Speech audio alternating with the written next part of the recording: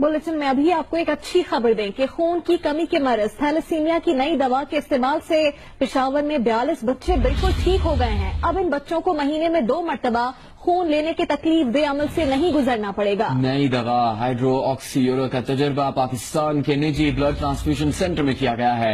माहिरीन सेहत का कहना है कि दवाई थैलेसीमिया के मरीज बच्चों और उनके वालिदैन के लिए किसी नेमत से कम नहीं है।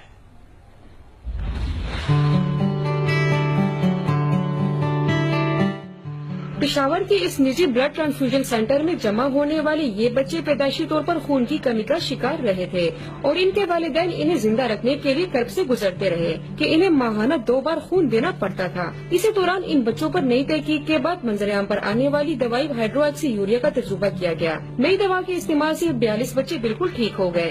टेस्ट के बाद जो है ना दवाई जो स्टार्ट किया तो उनके बाद जो है ना ब्लड का बिल्कुल जरूरत नहीं पड़ा। हर महीने इनको पास आते हैं, यही मेडिसिन हमें देते हैं हमें और तरीका सिखाते हैं कि इस तरीके से देना है, तो बस इंशाल्लाह वो ठीक जा रही है बच्ची।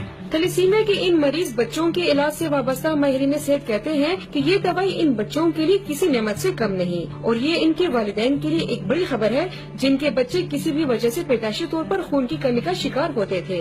17 टाइप्स में 5 ऐसे टाइप है जिनको अगर हम ये मेडिसिन पर हम एडवाइस करें तो उनमें इनके हेमोग्लोबिन लेवल जो है वो बढ़ जाती है। इन बच्चों के इलाज से वाबस्ता माहिरीन सेहत ये भी कहते हैं कि ये दवाई देने से पहले इन बच्चों के वालिदैन के DNA टेस्ट भी किए जाते हैं।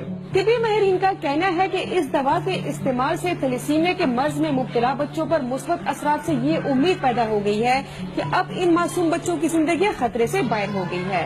कैमरामैन सदीक बंगश के साथ शीबा हैदर, जियो न्यूज, पेशावर।